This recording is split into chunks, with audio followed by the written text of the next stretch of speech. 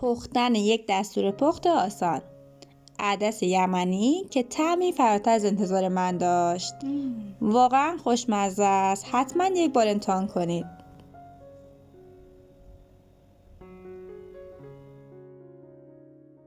مواد لازم: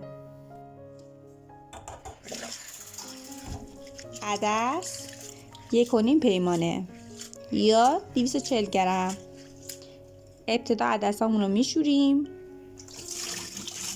و از صافی عبور میدیم تا تمام خاکمون خارج بشه.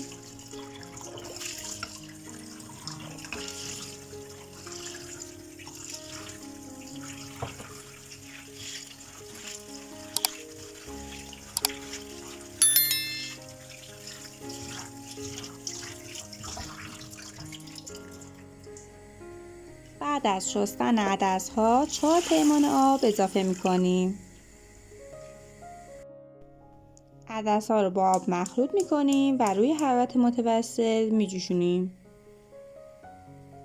تا 1 ساعت بپزه، تا زمانی که کاملا عدس‌هامون نرم بشه. پیاز 1 عدد. پیازهامون رو برش میزنیم و کاملا خرد میکنیم.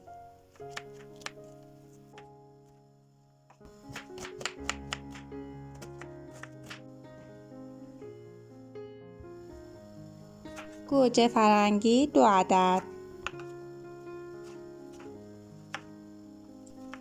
گوجه هامونم به اندازه دلخواه برش میزنیم و خرد میکنیم.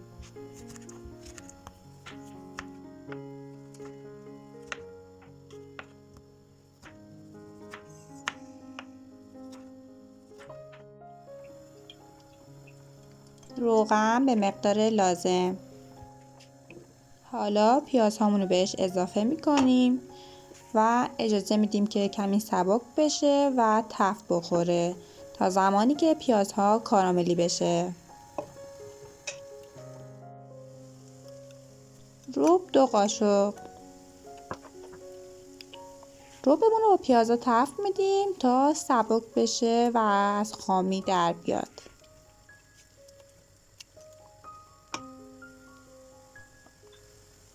نمک، فلفل سیاه، گشنیز، پاپریکا نصف قاشق چایخوری.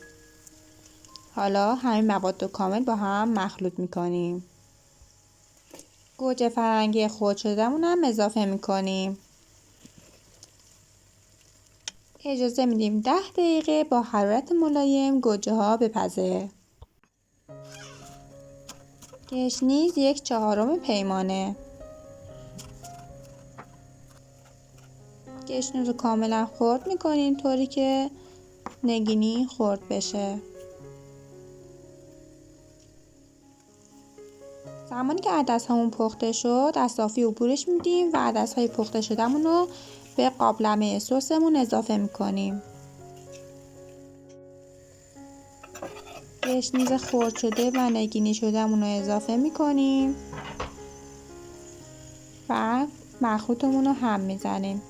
با لایک کردن این ویدیو و سابسکرایب کردن باعث میشین که افراد بیشتر این آموزش رو ببینن. خیلی ممنونم ازتون.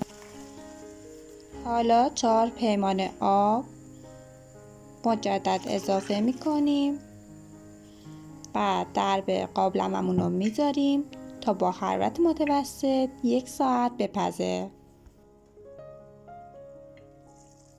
غذای ما آماده است. این دستور پخت آسان عدس یمنی بسیار خوشمزه رو حتما یک بار امتحان کنید.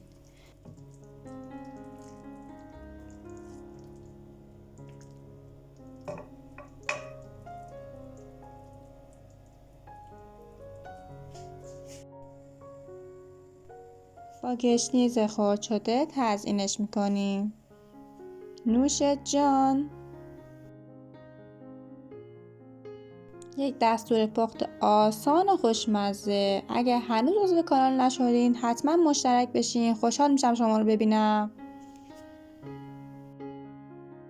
اگر سوالی داشتید بپرسید، حتما پاسختون رو خواهم داد.